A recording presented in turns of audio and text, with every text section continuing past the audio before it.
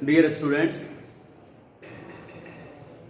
संत कृपाल senior secondary school की online classes में आपका हार्दिक अभिनंदन करता हूं। क्लास 10th के चौथे लेक्चर में मैं आज दूसरा अध्याय शुरू कराने जा रहा हूं। दूसरा अध्याय जो हमारे कोर्स के अंतर्गत मानव तंत्र का है। शरीर के निर्माण की जो इकाई है, इकाई से लेकर के और शरीर के अंतर्गत जितना भी पूरा तंत्र कार्य करता है, उस तंत्र के बारे में हम इस अध्याय में अध्ययन करेंगे। जहां तक मानव तंत्र की बात आती है तो मानव शरीर के निर्माण की सबसे जो क्रियात्मक व संरचनात्मक इकाई, क्रियात्मक व संरचनात्मक इकाई कोशिका कहलाती है। कोशिका कहलाती है। कोशिका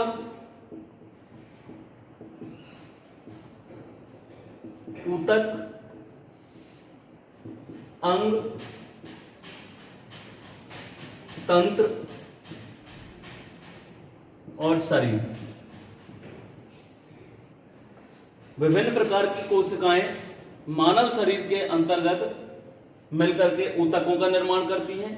समान प्रकार के ऊतक मिलकर के अंगों का निर्माण करते हैं, अंग मिलकर तंत्र का निर्माण करते हैं और कई तंत्र मिलकर के शरीर का निर्माण करते हैं। कोशिका ये संरचनात्मक समूह होता है। विभिन्न प्रकार की कोशिकाएं यानी कि समान प्रकार की कोशिकाएं ऊतकों का निर्माण करती हैं। ऊतक मिलकर के समान ऊतक मिलकर के अंग का निर्माण करते हैं। अंग मिलकर के कई अंग मिलकर तंत्र का निर्माण करते हैं और कई तंत्र मिलकर के शरीर का निर्माण करते हैं।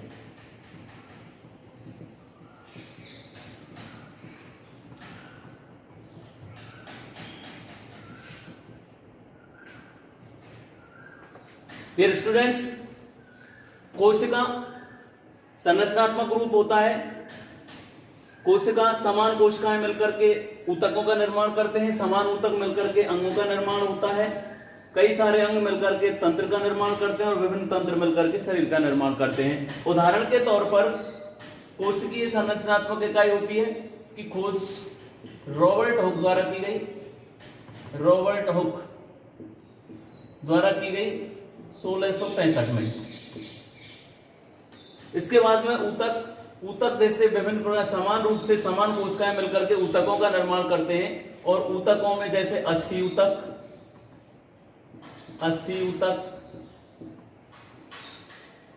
संयोजी ऊतक का रूपांतरण लेते हैं। जैसे रुधिर ऊतक आता है, तरल संयोजी ऊतक होता है। ये भी कंडरा, ये ऊतकों के निर्माण में आते हैं। अंगों में यदि जाया जाए तो अमाशय, यकृत इस तरीके से आते हैं। कई सारे अंग मिलकर के तंत्र का निर्माण करते हैं। जैसे मानव का पाचन तंत्र, श्वसन तंत्र, और ये सभी तंत्र मिलकर के कई सारे तंत्र मिलकर के शरीर का निर्माण करते हैं। इस अध्याय में जिन तंत्रों के बारे में हम अध्ययन करने जा रहे हैं उनमें पहला जो तंत्र होगा वो पाचन तंत्र है। पाचन तंत्र, दूसरा श्वसन तंत्र, तीसरा रुधिर परिसंचरण तंत्र, चौथा अंतःस्रावी तंत्र, पांचवा उत्सर्जन तंत्र, छठवां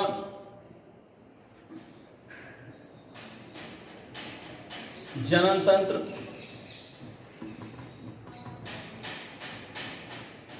इन सब के बारे में हम इनमें अध्ययन करेंगे। इनमें जो पहला जो तंत्र शुरू होता है वो पाचन तंत्र है। पाचन तंत्र में मानव के शरीर के विभिन्न अंग कार्यरत होते हैं। पहली बात, पाचन तंत्र होता क्या है? मानव के भोजन ग्रहण करने से लेकर के उत्सर्जन तंत्र तक, उत्सर्जन तक जितने भी अंग कार्यरत होते हैं, ये सभी अंग मिलकर के पाचन तंत्र का निर्माण करते हैं।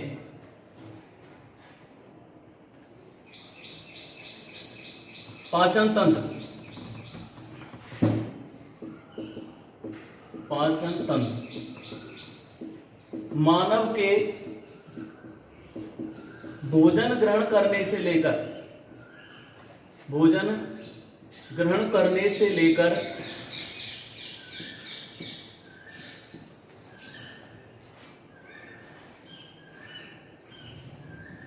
मल उत्सर्जन तक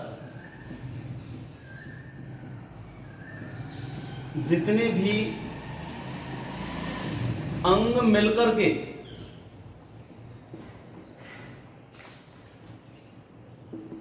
कार्य करते हैं उसे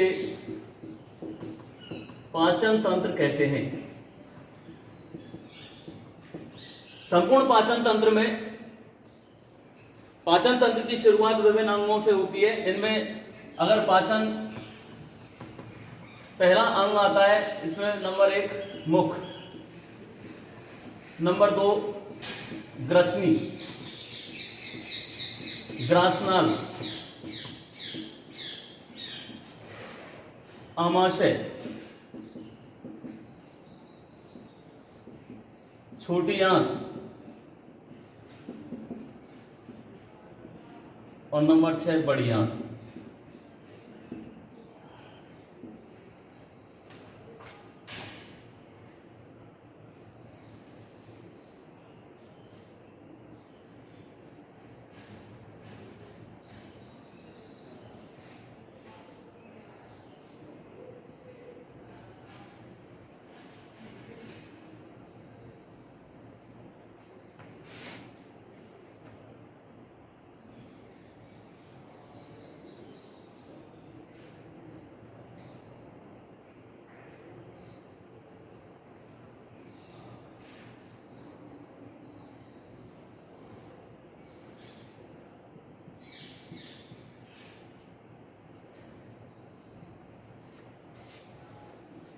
मनुष्य का मुख, मुख एक ऐसा पार्ट होता है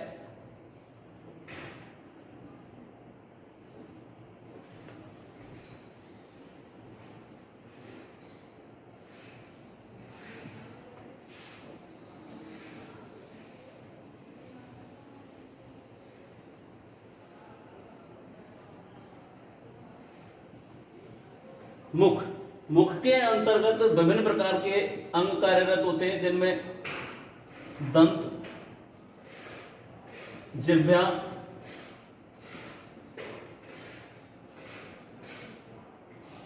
इनका कार्य होता है।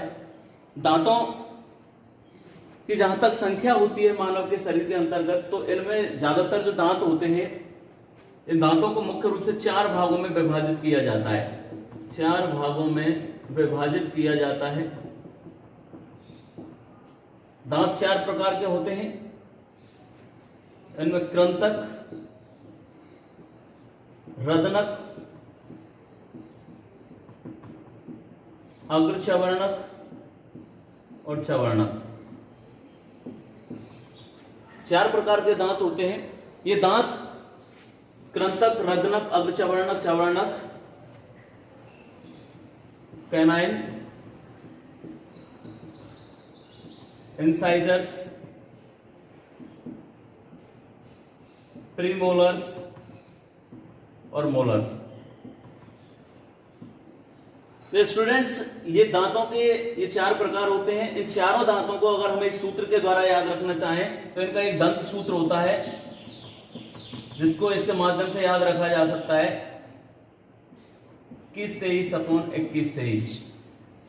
यानी कि इनमें इसके माध्यम से इंटू 2, ये जो 2 गुणन किया जा रहा है वो इनके सब के साथ में किया जाएगा, यानी कि 2 का इंटू 2 से किया जा रहा है तो 2 के 4, 2 का इससे इंटू किया गया तो 2, इससे इंटू किया गया तो 4 और इधर से इंटू किया गया तो 6। इसी तरीके से ठीक यहाँ पे पहले से 4, दूसरे से 2, तीसरे से 2, 4 और चौथे से 6,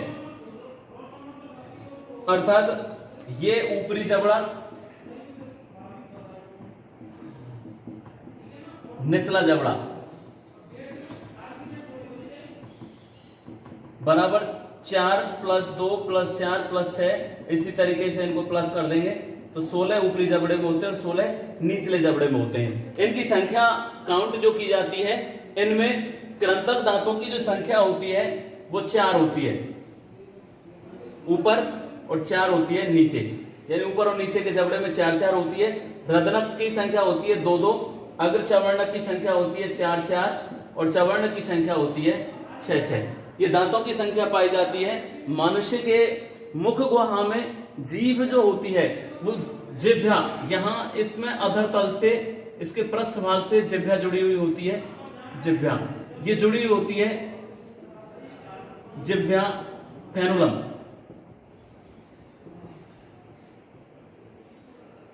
जिह्वा फेनुलम के माध्यम से पीछे से अधर तल पर ये जुड़ी हुई होती है, जिसमें इसका आगे का भाग ऊपर की ओर उठा हुआ होता है और पीछे का पृष्ठ भाग से अधर तल पर जमा हुआ होता है। जिह्वा के आंतरिक हिस्से के जो हमारे जिह्वा का जो मूल कार्य होता है वो लार ग्रंथियों को सक्रिय करना होता है और विभिन्न प्रकार के एंजाइम प्रेरित करती है जो लार के माध्यम से भोजन को लसलसा बनाने का कार्य करती है। इसके अलावा मुख एक कटोरेनुमा अंग होता है, ये एक कटोरेनुमा अंग होता है। बाउल सोप एक मुख कटोरेनुमा अंग होता है। इसमें मुख वाला जो हिस्सा होता है, इस हिस्से से मनुष्य की जिह्वा यहाँ पे अधर तल पर जुड़ी होती है। जिह्वा वाले भाग से इसी के से आगे की ओर ग्रसनी वाला पार्ट जुड़ता है, ये ग्रसनी जुड़ती है और ग्रसनी के बाद में आगे का जो भाग होता है, ये जो भाग है ये इसका ग्रासनाल होता है, ग्रासनाल। इसमें मनुष्य के मुख, दंत, दंत के बाद में जिह्वा, जिह्वा, इनके बाद में अगला जो भाग आता है ये रदनक, कृतनक, अग्रचवर्णक, चवर्णक, ये 4 पार्टीशन इसके जो जुड़े हुए दांतों के होते हैं मनुष्य के। इनमें इनके बाद में अगला जो भाग आता है वो है ग्रसनी का। इसके बाद में अगला भाग आता है ग्रसनी, और ग्रसनी मनुष्य के यहाँ पर मुख गुहा से और ग्रासनाल इन दोनों के मध्य में जुड़ी हुई होती है। मुख गुहा, मुख और ग्रासनाल, इनके मध्य में ग्रसनी जुड़ी हुई होती है। मुख्य रूप से मुख गुहा व ग्रासनाल को जोड़ने का एक कार्य करती है ग्रसनी, और इसमें ग्रसनी से होकर भोजन ग्रासनाल में जाता है। तो यहाँ से भोजन, ग्रसनी से भोजन यहाँ ग्रासनाल पर आता है और ग्रसनी के बाद में आता है ग्रासनाल। ग्रसनी इन दोनों नालों को मुख्य नीचे की तरफ लेने का कार्य करती है और अग्र भाग में श्वासनाल और प्रश्ननाल में ग्रासनाल पाई जाती है। इसका जो अग्र भाग होता है, ये 2 भाग होते हैं। एक अग्र भाग होता है, यहाँ पे इसमें श्वासनाल होती है, श्वासनाल, और पीछे का जो भाग होता है इसमें ग्रासनाल। श्वासनाल का कार्य होता है श्वसन क्रिया का। श्वासनाल का कार्य डियर स्टूडेंट्स श्वसन क्रिया का होता है और ग्रासनाल का कार्य भोजन को ग्रहण करने का होता है, भोजन निगलने का कार्य ग्रासनाल में होता है। श्वासनाल और ग्रासनाल भोजन निगलने का कार्य करती हैं। इनमें ग्रसनी जो होती है मुख्य रूप से वो 3 भागों में विभाजित होती है, नासा ग्रसनी, मुख ग्रसनी और कंठ ग्रसनी। ग्रसनी 3 भागों में विभाजित होती है, नासा ग्रसनी, मुख ग्रसनी और कंठ ग्रसनी।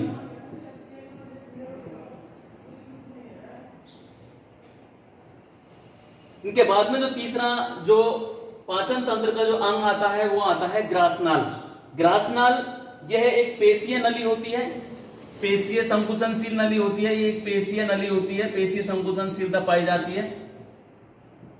पेशीय संकुचनशील नली होती है और ये भोजन को मुख गुहा से और आमाशय तक पहुंचाने का कार्य करती है। तो यहां से आमाशय जो होता है ये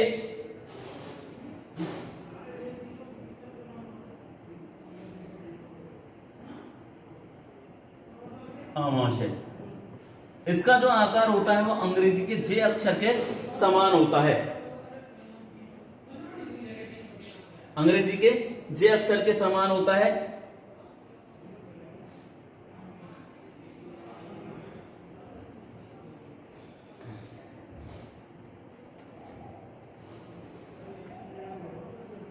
और ग्रासनाल जो होती है करीब 25 सेंटीमीटर इसकी लंबाई होती है, 25 सेंटीमीटर के समथिंग पाई जाती है ग्रासनाल की। ग्रासनाल से उपस्थित भोजन व्यक्ति भोजन को एक प्रकार से ग्रहण करके क्रमानुकुंचन गति प्रदान करने का कार्य होता है और गति प्रदान करने के उपरांत यह ग्रासनाल के शीर्ष पर एक ढक्कन होता है। ये जो ग्रासनाल होती है इस ग्रासनाल के ऊपर एक फ्लैप होता है कंठ का, ये होता है कंठ ऊपर से गले से। तो यहां से ये जो ढक्कन होता है ये एपिग्लोटिस कहलाता है, एपिग्लोटिस, अर्थात इसको बोलते हैं हम घाटी ढक्कन। एपिग्लोटिस वाला भाग इसके साथ में जुड़ा हुआ होता है जिसे घाटी ढक्कन कहा जाता है। इस घाटी ढक्कन का मुख्य रूप से भोजन को निगलने के दौरान ये घाटी ढक्कन बंद हो जाता है और भोजन आसानी से ग्रासनाल में पहुंच जाता है। इसके बाद में अगला है आमाशय।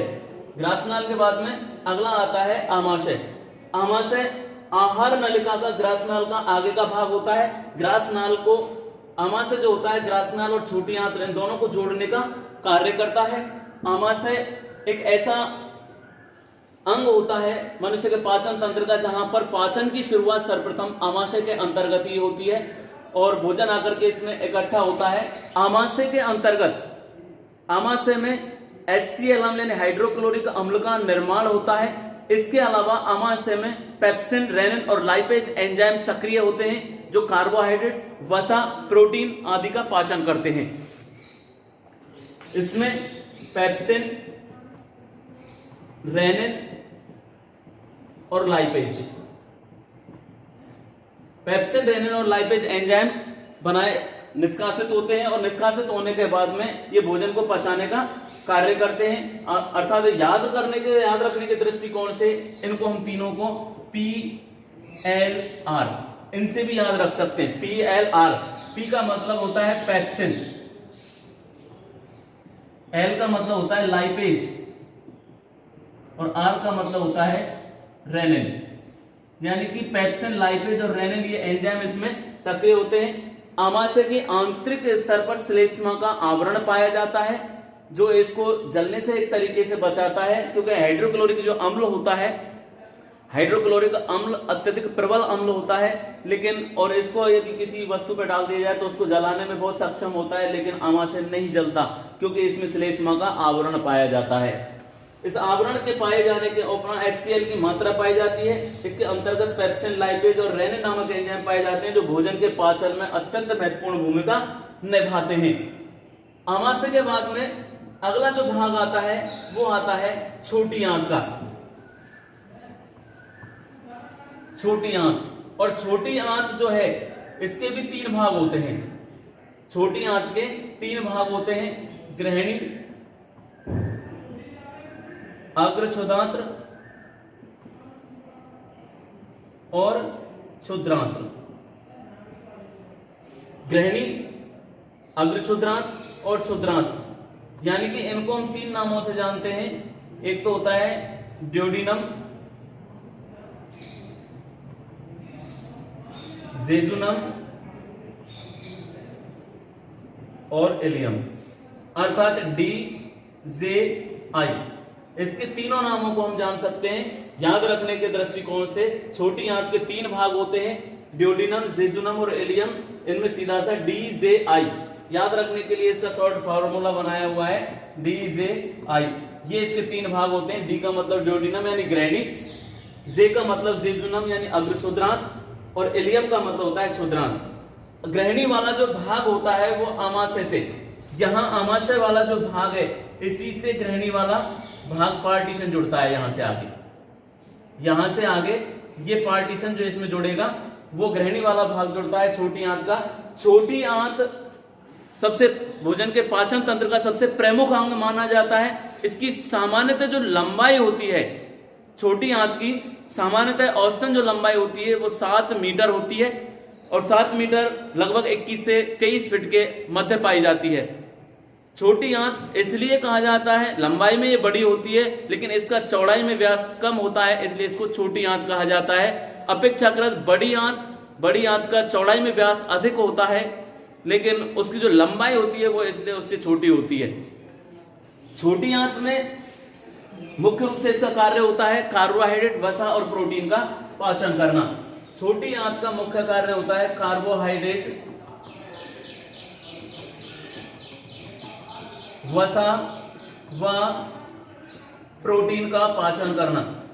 छोटी आंत का मुख्य कार्य, छोटी आंत का ग्रहणी वाला जो भाग होता है वो आमाशय के भाग से जुड़ता है। आमाशय का ऊपरी जो भाग होता है उसको जोड़ने का कार्य करता है और जोड़ने के उपरांत इस भाग से यहां से छोटी आंत एक ऐसे स्तर पर जुड़ जाती है जहां पर जुड़ने के उपरांत वहां से जो भोजन होता है वो आगे की ओर खिसकने लग जाता है। छोटी आंत का भाग आमाशय से ग्रहणी वाले भाग में भोजन जाता है। भोजन जाने के बाद में यहाँ पर कार्बोहाइड्रेट, वसा और प्रोटीन का पाचन की शुरुआत होती है। अग्र क्षुद्रांत में पहुंचता है यहाँ से जेजुनम वाले भाग में और यहाँ पर जाने के उपरांत यहाँ से भोजन क्षुद्रांत वाले पार्ट में पहुंच जाता है।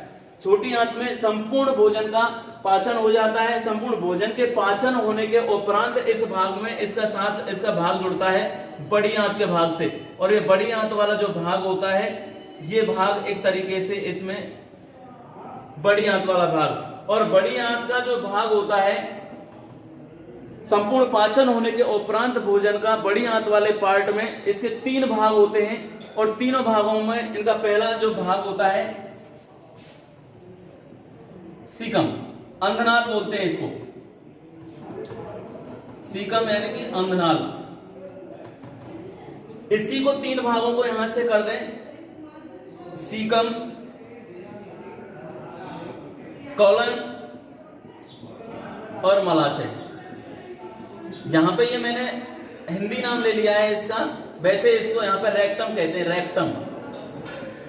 ये कॉलम वाला भाग, ये सीकम वाला भाग। भोजन का पूर्ण पाचन छोटी आंत में होता है। छोटी आंत में भोजन के पाचन होने की क्रिया शुरुआत हो जाती है और भोजन के पाचन की क्रिया शुरू होने के उपरांत यहां से भोजन छोटी आंत से फिर बड़ी आंत वाले पार्टीशन में पहुंच जाता है।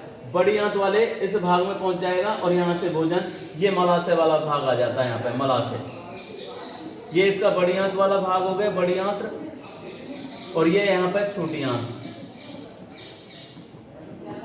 भोजन के पाचन के अंतर्गत छोटी आंत, बड़ी आंत, इनमें अंगनाल या सीकम, कोलन, मलाशय। अंगनाल वाला जो भाग होता है यहाँ से छोटी आंत का ग्रहणी क्षुद्रांत वाला जो भाग होता है इसके साथ में बड़ी आंत का सीकम वाला पार्ट जुड़ता है भोजन के लिए और यहाँ से भोजन पूर्ण पाचन होने के उपरांत बड़ी आंत में आ जाता है।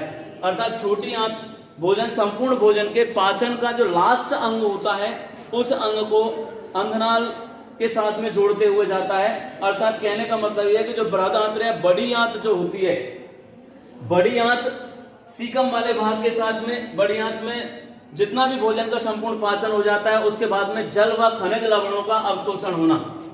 इस भाग में बड़ी आंत यहां पर केवल जल व खनिज लवणों का अवशोषण होता है, जबकि छोटी आंत्र में कार्बोहाइड्रेट, वसा व प्रोटीन, इन तीनों का पूर्ण पाचन छोटी आंत में होता है। तो भोजन का संपूर्ण पाचन होने के उपरांत भोजन बड़ी आंत में पहुंच जाता है और बड़ी आंत के जो पहला भाग होता है सीकम वाला भाग, इस सीकम वाले भाग में पहुंचने के उपरांत सीकम वाला भाग होता है ये छोटी आंत के क्षुद्रांत वाले भाग से जुड़ता है। क्षुद्रांत वाले भाग से भोजन सीकम में आता है, सीकम से भोजन कॉलन वाले भाग में जाता है और कॉलन से फिर आगे के भाग में जाता है मलाशय वाले भाग के अंतर्गत पहुंच जाता है। तो बृहदांत्र वाला जो भाग होता है, इसका बृहदांत्र वाला भाग, बड़ी आंत वाला जो भाग होता है, ये भाग मुख्य रूप से एवरेजन 1.3 मीटर लंबी नलिका होती है। इसकी जो लंबाई होती है 1.3 मीटर होती है। बड़ी आंत की लंबाई लगभग 1.3 मीटर होती है और छोटी आंत की लंबाई जो होती है, छोटी आंत की लंबाई लगभग 7 मीटर या 21 से 23 फीट पाई जाती है। तो यहाँ पे प्रश्न स्टूडेंट्स ये उठता है कि छोटी आंत की लंबाई, छोटी आंत क्यों कहा जाता है? लंबाई अधिक होने के कारण भी ये छोटी आंत कही जाती है। तो इसका मतलब यह है कि इसका व्यास छोटा होता है, जिसके कारण इसको छोटी आंत कहा गया है। जबकि इसका व्यास अगर देखें, बड़ी आंत का व्यास यदि देखा जाए तो अपेक्षाकृत छोटी आंत के बड़ा होता है, इसलिए इसको बड़ी आंत कहते हैं, लेकिन लंबाई इसकी कम होती है। और मुख्य रूप से इसमें अनाल, सीकम और कोलन मलाशय, ये पूरा भाग इसमें इसके पाचन तंत्र के अंतर्गत आता है। मलाशय वाला जो भाग होता है आहार नाल का अंतिम भाग होता है और यहाँ से भोजन अपशिष्ट मल के द्वारा बाहर खुलता है और अपशिष्ट उत्सर्जी अंग के द्वारा ये शरीर से बाहर निक्षेपित कर दिया जाता है। भोजन के पाचन तंत्र का ये पूरा पाचन तंत्र है। इस पाचन तंत्र के बाद में पाचन से संबंधित बहुत सारे ऐसी ग्रंथियां भी सक्रिय रूप से कार्यरत होती हैं, जो इसमें पाचन ग्रंथियां कार्य करती हैं। पाचन ग्रंथियों में यदि हम देखें तो मुख्य रूप से यकृत ग्रंथि है, लार ग्रंथि है और इनके अलावा अग्नाशय ग्रंथि है। पाचन ग्रंथियों में पाचन ग्रंथियां, इन पाचन ग्रंथियों की यदि बात की जाए तो पाचन ग्रंथियों में नंबर 1 लार ग्रंथि, नंबर 2 यकृत ग्रंथि और नंबर 3 अग्नाशय ग्रंथि। ये तीनों जो ग्रंथियां होती हैं ये पाचन ग्रंथियां कहलाती हैं। तीनों ग्रंथियां पाचन ग्रंथि होती हैं, जो भोजन को पचाने में महत्वपूर्ण बड़ी भूमिका निभाती हैं। मनुष्य में आहार नाल के अंगों में उपस्थित इनके तीनों पाचन ग्रंथियां, लार ग्रंथि, यकृत ग्रंथि और अग्नाशय ग्रंथियां पाई जाती हैं। लार ग्रंथि वाला जो भाग होता है, लार ग्रंथि भोजन जैसे ही मानव के द्वारा ग्रहण किया जाता है, सामने भोजन आते ही भोजन ग्रहण करने के दौरान हम लोग देखते हैं कि अचानक रूप से लार सक्रिय हो जाती है। जैसे ही भोजन हम लोगों द्वारा ग्रहण किया जाता है तो भोजन दांतों के द्वारा चबाने के उपरांत उस भोजन को लसलसा बनाया जाता है और लसलसा बनाने के उपरांत स्टूडेंट्स ये भोजन आसानी से ग्रसनी में होते हुए ग्रासनाल में जाता है। ग्रासनाल से ये भोजन आमाशय में जाता है। तो संपूर्ण पाचन तंत्र में ये एक सीक्वेंस है, इसका पूरा क्रम है। इस क्रम को मैं डियर स्टूडेंट्स एक बार और क्रम से बता रहा हूं कि पाचन तंत्र मनुष्य के भोजन ग्रहण करने से लेकर के और मनुष्य के मल उत्सर्जन तक जितने भी तंत्र में पूरे में अंग कार्यरत होते हैं, जितने अंग भाग लेते हैं, वो संपूर्ण भाग लेने वाले अंग पाचन तंत्र की भूमिका निभाते हैं। पाचन तंत्र मुख्य रूप से मुख, ग्रसनी, ग्रासनाल, आमाशय, छोटी आंत, बड़ी आंत, इनके माध्यम से मिलकर के इसका पूरे का निर्माण होता है। पाचन तंत्र मुख गुहा जो होती है एक कटोरेनुमा बाउल शोप होती है, कटोरेनुमा अंग होता है और इस अंग में मनुष्य के दंत और जिह्वा कार्यरत होते हैं। दांत मुख्य रूप से 4 प्रकार के होते हैं, कृंतक, रदनक, अग्रचवर्णक और चवर्णक। इनमें इसके बाद में मुख गुहा में हम लोगों द्वारा भोजन ग्रहण कर लिया जाता है। भोजन ग्रहण करने के उपरांत भोजन मुख गुहा से सीधा ग्रसनी में जाता है। ग्रसनी मनुष्य के मुख गुहा और ग्रासनाल के मध्य पाए जाने वाला एक अंग होता है, जिसको मूल रूप से 3 भागों में बांटते हैं, नासाग्रसनी, मुख ग्रसनी और कंठ ग्रसनी। नासाग्रसनी वाला जो भाग होता है वो मनुष्य के नासिका से जुड़ा हुआ होता है, कंठ ग्रसनी वाला भाग कंठ से जुड़ा हुआ होता है और कंठ ग्रसनी, मुख ग्रसनी और नासाग्रसनी, तो मुख के माध्यम से जुड़ा हुआ भाग, कंठ के माध्यम से जुड़ा हुआ भाग और नासिका के माध्यम से जुड़ा हुआ भाग, ये 3 भाग जुड़े हुए होते हैं। तो 3 प्रकार होते हैं ग्रसनी के। ग्रसनी से भोजन ग्रासनाल में जाता है। ग्रासनाल का जो भाग होता है, पीछे वाला पृष्ठ भाग जो होता है वो ग्रासनाल श्वासनाल का, पीछे वाला भाग ग्रासनाल का होता है, अग्र भाग श्वासनाल का होता है, जिसके माध्यम से भोजन, श्वासनाल के माध्यम से भोजन श्वसन क्रिया के माध्यम से, श्वसन के माध्यम से भोजन क्रिया पूर्ण होती है। भोजन ग्रासनाल में जाता है, ग्रासनाल के माध्यम से भोजन जाने के उपरांत भोजन सीधा पहुंच जाता है आमाशय के अंतर्गत। आमाशय एक महत्वपूर्ण पाचन तंत्र का एक मुख्य अंग माना जाता है। पाचन तंत्र में आमाशय की महत्वपूर्ण भूमिका होती है, क्योंकि आमाशय मनुष्य के शरीर में हाइड्रोक्लोरिक अम्ल का निष्कासन करता है। ये भोजन को प्रेरित करने का कार्य, भोजन को पचाने का कार्य करेगा। भोजन को पचाने में आमाशय के अंतर्गत जैसे ही भोजन आमाशय में आता है तो हाइड्रोक्लोरिक अम्ल सक्रिय होता है। हाइड्रोक्लोरिक अम्ल सक्रिय होने के उपरांत इसमें पेप्सिन, रेनिन और लाइपेज एंजाइम सक्रिय होते हैं, जो भोजन में को पचाने का कार्य करते हैं। मूल रूप से प्रोटीन, कार्बोहाइड्रेट और वसा का पूर्ण पाचन करने के लिए यहां से इनकी शुरुआत हो जाती है। आमाशय वाले भाग से इनके पाचन की शुरुआत होती है। स्टूडेंट्स ये ध्यान रखना, भोजन के पाचन की जो शुरुआत होती है वो आमाशय से होती है, और भोजन जब पूर्ण पचता है, पूर्ण भोजन का जो पाचन होता है वो छोटी आंत में होता है, और संपूर्ण भोजन का पाचन छोटी आंत के अंतर्गत होता है। तो आमाशय में भोजन, जैसे ही भोजन आमाशय में पहुंचता है तो आमाशय में पेप्सिन, रेनिन और लाइपेज सक्रिय हो जाते हैं। हाइड्रोक्लोरिक अम्ल का निष्कासन होना शुरू हो जाता है, भोजन के पाचन की शुरुआत हो जाती है, और यहां से आमाशय से भोजन छोटी आंत में पहुंच जाता है। छोटी आंत मुख्य रूप से 3 भागों में विभाजित होती है, ग्रहणी, क्षुद्रांत, अग्रक्षुद्रांत और क्षुद्रांत, यानी कि ड्योडिनम, जेजुनम और एलियम। इसके 3 भागों को याद रखने का सीधा सा जो मैंने जो फॉर्मूला बनाया हुआ है वो DJI, डी का मतलब ड्योडिनम, जे का मतलब जेजुनम, आई का मतलब एलियम, यानी कि DJI। 3 भाग इसके विभाजित होते हैं। पहला भाग जो ग्रहणी वाला भाग होता है आमाशय के साथ में जुड़ता है। ग्रहणी से भोजन अग्रक्षुद्रांत में आता है, अग्रक्षुद्रांत से भोजन क्षुद्रांत में पहुंच जाता है। यहाँ पर भोजन पहुंचने के उपरांत, क्षुद्रांत से पूर्ण पाचन होने के उपरांत भोजन आ जाता है बड़ी आंत में, और बड़ी आंत के भी 3 भाग होते हैं। तीनों भागों में सीकम वाला भाग पहला भाग होता है, इसको अंधनाल बोलते हैं, हिंदी में अंधनाल कहा जाता है, लेकिन बड़ी आंत के 3 भाग सीकम पहला भाग होता है जो क्षुद्रांत से जुड़ता है। पहला भाग कहां पे जुड़ेगा? छोटी आंत के लास्ट भाग से, यहां से ये भाग जुड़ता है। भोजन का पूर्ण पाचन होने के बाद में जल और खनिज लवणों का अवशोषण सीकम वाले भाग से होकर कॉलन में जाता है। कॉलन से ये पूर्ण अवशोषण होने के उपरांत भोजन चला जाता है मलाशय के अंतर्गत, और यहां से भोजन को उत्सर्जित कर दिया जाता है। तो डियर स्टूडेंट, ये संपूर्ण पाचन तंत्र है। ये संपूर्ण पाचन तंत्र, इनके बाद में यहां से आगे पाचन ग्रंथियां आती हैं। पाचन ग्रंथियों में मुख्य रूप से हम इन 3 पाचन ग्रंथियों का अध्ययन करेंगे, लार ग्रंथि, यकृत ग्रंथि और अग्नाशय ग्रंथि। इनके बारे में लार ग्रंथि, अग्नाशय ग्रंथि और यकृत ग्रंथि, इन तीनों ग्रंथियों के बारे में हम कल अध्ययन करेंगे। और अगला जो हमारा जो तंत्र होगा पाचन तंत्र के बाद में, अगला तंत्र होगा हमारा श्वसन तंत्र। तो डियर स्टूडेंट्स, जितना भी जो मैंने ये कराया है इसके नोट्स PDF में अवेलेबल करा दूंगा ग्रुप के अंतर्गत, और ये जितना भी है इसको आप लर्न करें, याद करें। एनी कोई भी कमेंट हो तो वो आप ग्रुप के अंतर्गत कमेंट कर सकते हैं। धन्यवाद।